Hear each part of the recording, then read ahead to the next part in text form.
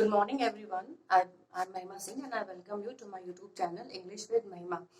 आपको पता ही है कि मैंने आपको पिछले वीडियो में ये बताया था कि टेंसेस क्या होते हैं, उनके कितने पार्ट्स होते हैं, उनको और कितने पार्ट्स में हम लोग डिवाइड कर सकते हैं। तो लेट्स रिवाइज कि जब हम बात टेंसेस की करते हैं, like tenses are divided on the basis of time, यानी कि टेंसेस को हम लोग टाइम के बेसिस पे 3 कैटेगरीज में डिवाइड कर सकते हैं। Number 1 present, number 2 past and number 3 future. यानी प्रेजेंट हमारा वो होता है जो हम वर्तमान में जी रहे होते हैं, पास्ट हमारा वो होता है जिसके बाद जो हमारा बीत चुका है, फ्यूचर हमारा वो होता है जिसके बारे में हम लोग प्रेडिक्शंस करते हैं, सोचते हैं, इमेजिनेशन करते हैं। अब आते हैं इसके सब पार्ट्स, यानी कि टेंसेस 3 प्रकार के होते हैं। इनके अलावा भी हम लोग इनको 4 कैटेगरीज में डिवाइड कर सकते हैं। इंडेफिनिट टेंस, इसको हम लोग सिंपल भी कहते हैं। कंटिन्यूअस टेंस, इसको हम प्रोग्रेसिव भी कहते हैं। परफेक्ट टेंस और परफेक्ट कंटिन्यूअस।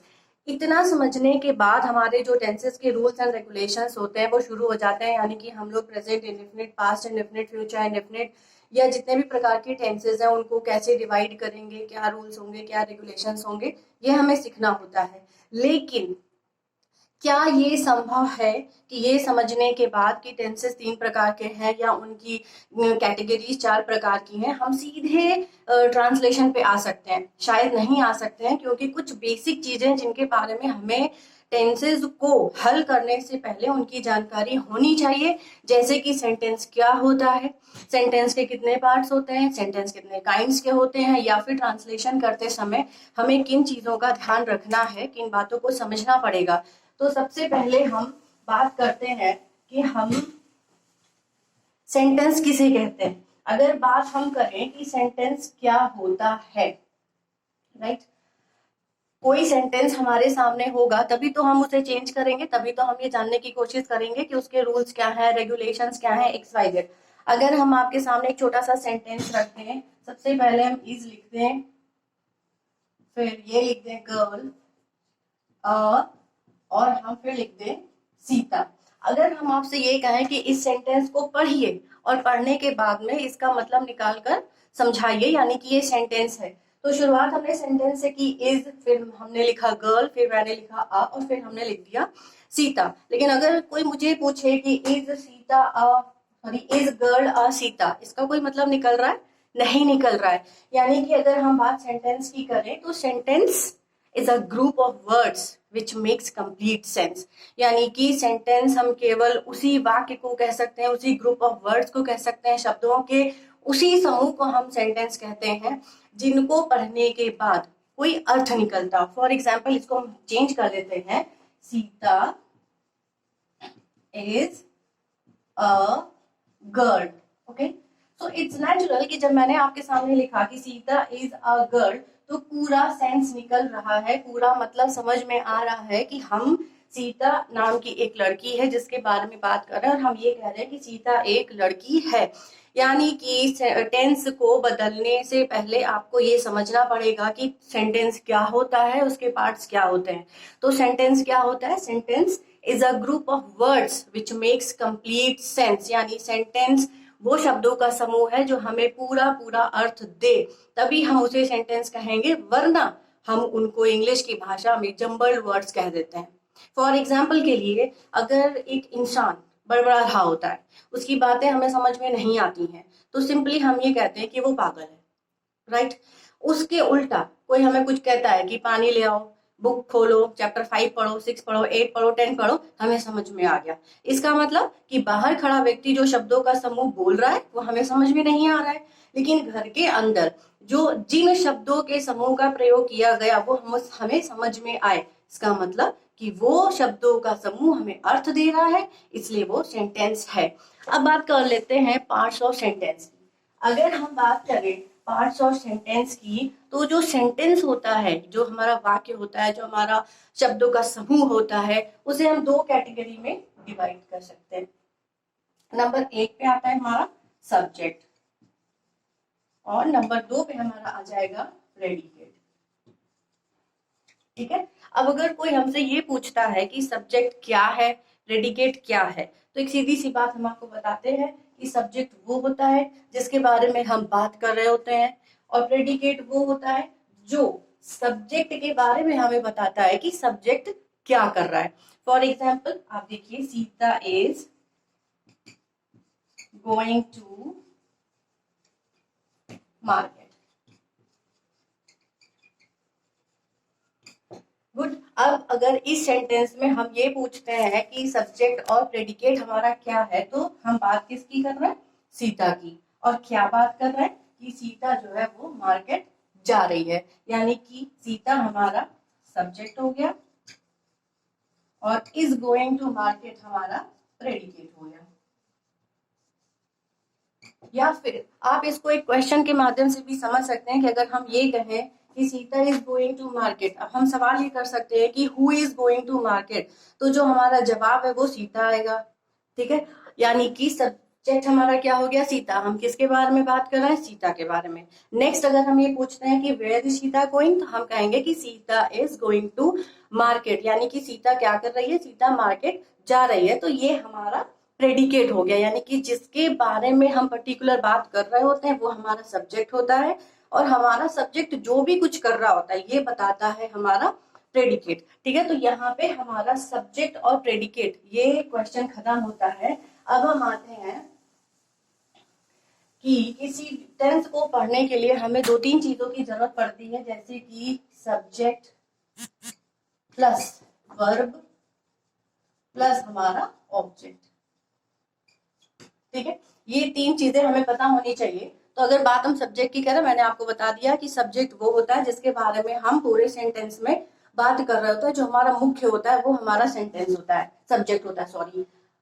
अब बात कर लेते हैं वर्ब की। वर्ब अपने आप में एक मीनिंग हमें देता है कि action words are called verb, यानी कि जो क्रियाएं होती हैं उनको हम वर्ब कहते हैं।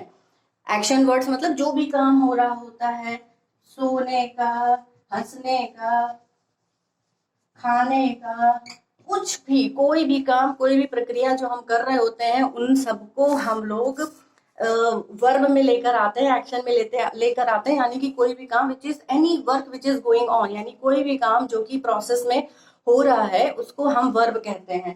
तो नेचुरल सी बात है, एक सेंटेंस में हमारा सब्जेक्ट कुछ ना कुछ कर रहा होगा, इसीलिए हमें वर्ब पढ़ना पड़ता है। लेकिन अगर बात हम टेंस की करें तो वर्ब को कई चीजों में डिवाइड कर दिया जाता है।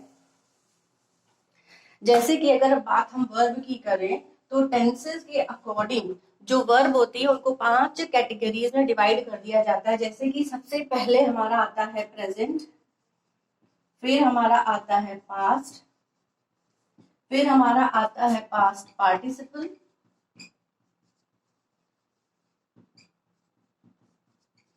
फिर हमारा आता है प्रेजेंट पार्टिसिपल,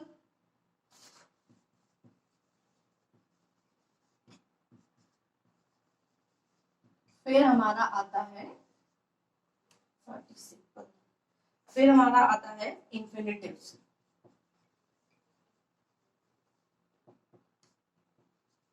ठीक है, अब अगर हम इन 5 की बात करें तो इन 5 को कैसे समझाया जा सकता है? प्रेजेंट यानी कि जो हमारा उसका रूट वर्ड है। अब आप ये आराम से समझ लीजिए कि अगर हमें टेंसेस को डिवाइड करना है, अगर हमको ट्रांसलेशन समझना है, तो हमें ये समझना पड़ेगा कि जो वर्ब्स होती हैं उनको हम 5 कैटेगरीज में डिवाइड कर देते हैं। नंबर 1 पे हमारा आता है प्रेजेंट, नंबर 2 पे आता है पास्ट, नंबर 3 पे आता है पास्ट पार्टिसिपल, नंबर 4 पे आता है प्रेजेंट पार्टिसिपल, नंबर 5 पे आता है हमारा इन्फिनिटिव। तब हम आपको बता देते हैं कि प्रेजेंट का मतलब होता है कि जो फर्स्ट फॉर्म होती है वर्ब की। फर्स्ट फॉर्म का मतलब आप इस तरह से समझिए कि किसी भी वर्ड का ओरिजिन, यानी कि अगर मुझे कोई पूछे कि राम सोता है, तो सोना ये एक प्रक्रिया है अपने आप में। तो अगर सोना है तो इसके लिए हमको फर्स्ट वर्ड कौन सा मिलेगा? स्लीप मिलेगा। इट्स वेरी नेचुरल, यानी कि रूट वर्ड जो शब्द की उत्पत्ति है वो उसका फर्स्ट फॉर्म है और वो हमेशा प्रेजेंट में रखा जाता है। ठीक है, तो आप इस तरह समझिए कि प्रेजेंट ये इसकी फर्स्ट फॉर्म है, पास्ट ये इसकी सेकंड फॉर्म है, पास्ट पार्टिसिपल ये इसकी थर्ड फॉर्म है, प्रेजेंट पार्टिसिपल ये इसकी फोर्थ फॉर्म है, और इन्फिनिटिव जब हम किसी चीज में टू ऐड कर देते हैं।